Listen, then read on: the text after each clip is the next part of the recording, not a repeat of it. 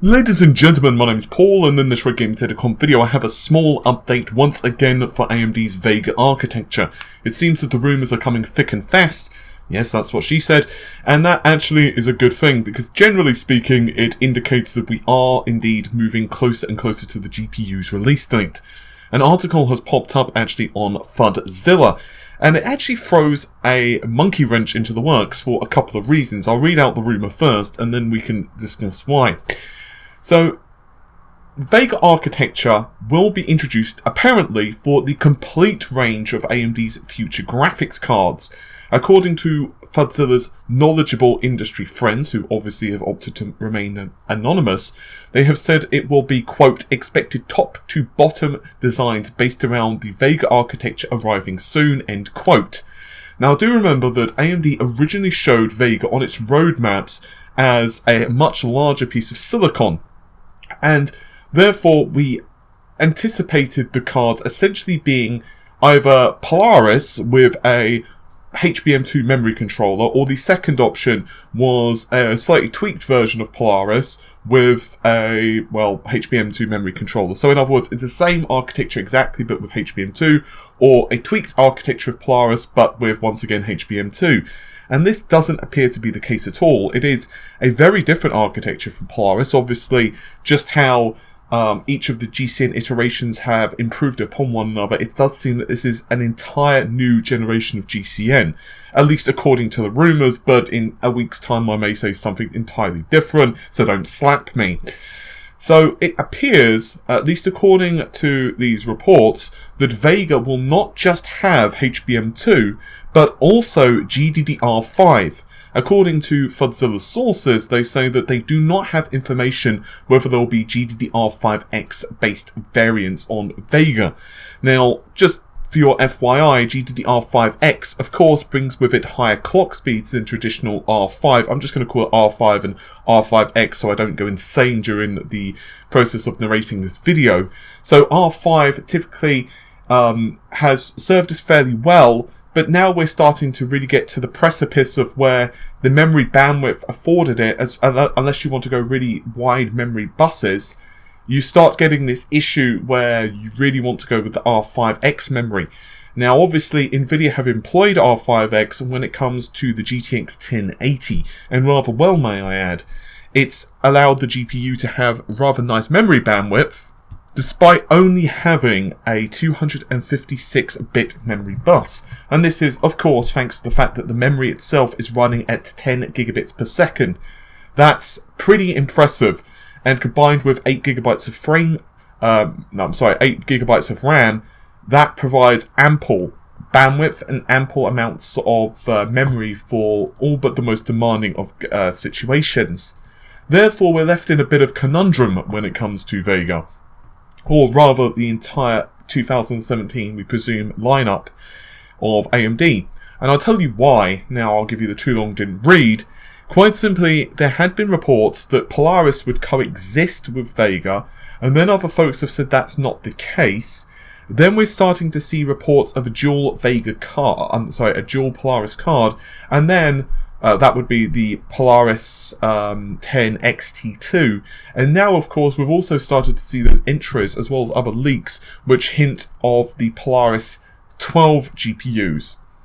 And it really is a weird situation, because I obviously there is smoke on all of these different little cinder blocks, and we just have to figure out which one is actually the right answer.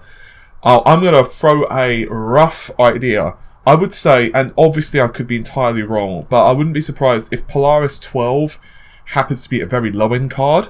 So this does bring us to both VEGA 11 and also VEGA 20.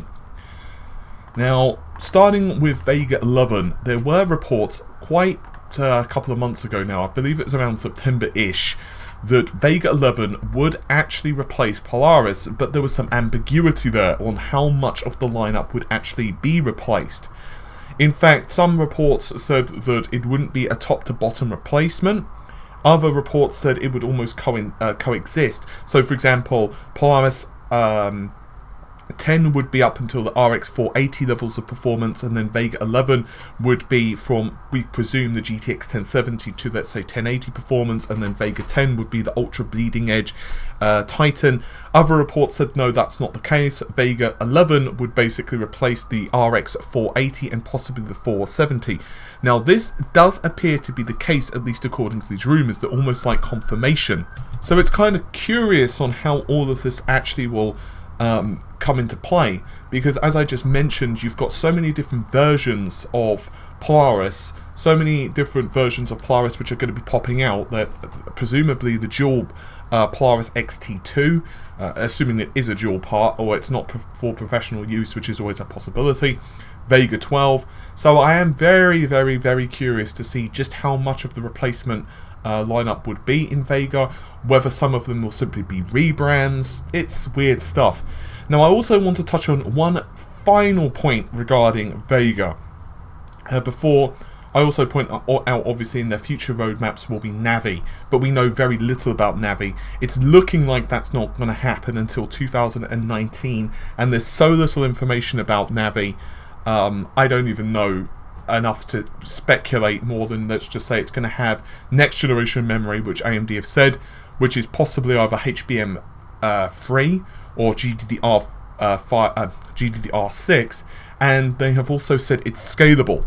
Now what scalable means is bugger knows, because if you think about scalable, technically Crossfire is scalable. So you can slot in a second graphics card just like SLI, and you've, well, scaled the graphics performance. The only thing I can possibly imagine scalable could be is that you could almost have like the Vega Cube, which we've talked about before. But how that would work in a regular customer graphics card, I wouldn't even hazard a guess, and that's assuming I'm even vaguely on the right track.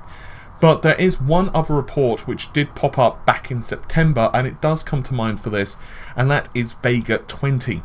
Now, those leaks tell us that it's going to have a very similar architecture to Vega 10 and co, but it was created, or will be created, on 7nm, which allows about 30% improvements to performance and also double the density of the same silicon.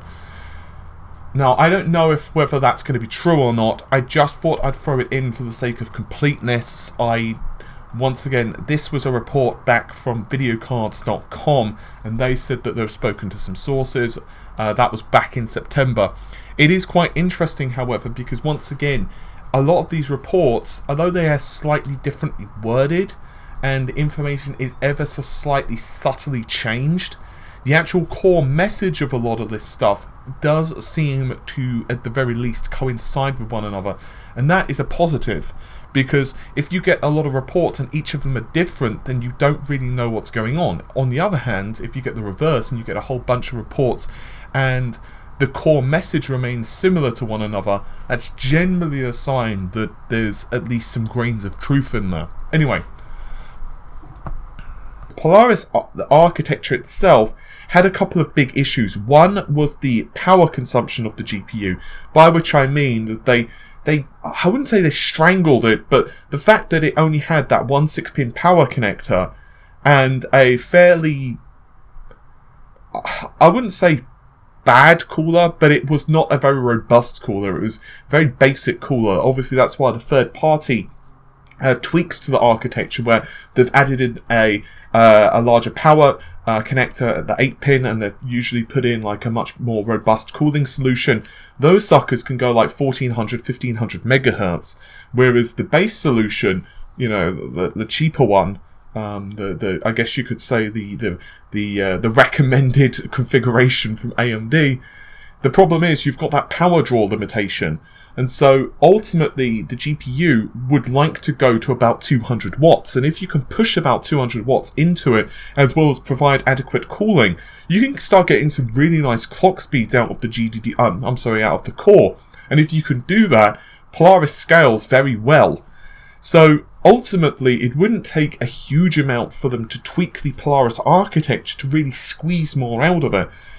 But it's going to be interesting to see just how all of these different solutions fit into one another. And I think that's why I'm so interested in Vega. It's not just that it represents high-end performance, because ultimately, for 90% of gamers, I would say, unless you're playing at like 4K, the GTX 1070 or 1080 for the higher end, absolutely fine. I mean, we reviewed the GTX 1070, that was the MSI Gaming X variant, and it was just like insane. I mean, like 4K games, not really a problem. There are obviously some games at 4K which were slightly lower frame rates, but still, they were mostly playable, and 1440p with a GTX 1070 probably not going to be an issue for the next year. So, obviously there are some folks who will want to play with higher resolutions or maybe multi-screen setups, or 4K at 60 FPS is like, the minimum, which is absolutely fine if you've got the money for it. But for the average gamer, a GTX 1070 or even a 1060 or an RX 480 is probably adequate enough. For me, what's more interesting than just the raw performance is just what both companies have in store for us. The bleeding edge does help push the envelope. It does help to set new boundaries for what we feel is possible, whether that's better implementations of physics, whether it's better hair and cloth for